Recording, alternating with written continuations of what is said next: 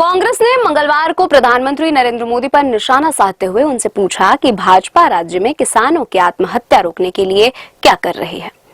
कांग्रेस के प्रभारी महासचिव जयराम रमेश ने चिमूर और सोलापुर में प्रधानमंत्री की रैलियों से पहले उनके सामने कुछ सवाल रखे और पूछा कि भाजपा ने महाराष्ट्र में आदिवासियों के वन अधिकारों को कमजोर क्यों कर दिया है।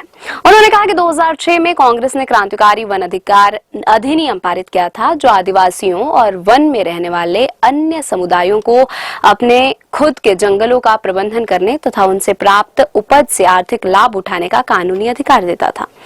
रमेश ने कहा कि भाजपा सरकार में FRA के कार्यान्वयन में बाधा डालती रही है, जिससे लाखों आदिवासी इलाके के इसके लाभों से वंचित हो रहे हैं। महाराष्ट्र में दाखिल किए गए 4,01,046 व्यक्तिगत दावों में से केवल 52% को मंजूरी दी गई है और इसके तहत वितरित की गई भूमि स्वामित्व सामुदायिक अधिकारियों के लिए पात्र 50,045 वर्ग किलोमीटर का केवल 23.5% है। उन्होंने पूछा कि भाजपा सरकार महाराष्ट्र में आदिवासी समुदायों को उनके अधिकार दिलाने में नाकाम क्यों हो रही है। रमेश ने पूछा कि प्रधानमंत्री ने सतारा और सोलापुर में पानी की कमी को दूर करने के लिए क्या किया है। सतारा, सांगली और सोलापुर में पीने के लिए पानी की कमी की समस्या हाल के वर्षों में और गंभीर हो गई है। मार्च और अप्रैल 2024 के बीच सांगली में टैंकरों की आवश्यकता में 13%, सतारा में 31% और सोलापुर में 84% बढ़ गई है। क्षेत्र के बांध, तालाब और झीलें चिंताजनक रूप से तेजी से सूख रहे हैं। सोलापुर में हालात सबसे ज्यादा खराब हैं।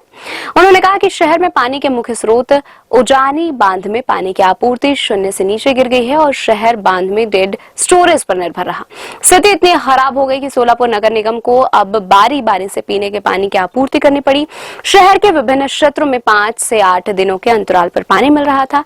रमेश ने कहा कि हमारे पास नॉन बायोलॉजिकल प्रधानमंत्री हैं और भाजपा ने उन हजारों लोगों की दुर्दशा को नजरअंदाज क्यों किया है जो पानी की कमी से जूझते हैं। क्या इस स्थिति को सुधारने के लिए उनके पास कोई ठोस योजना है।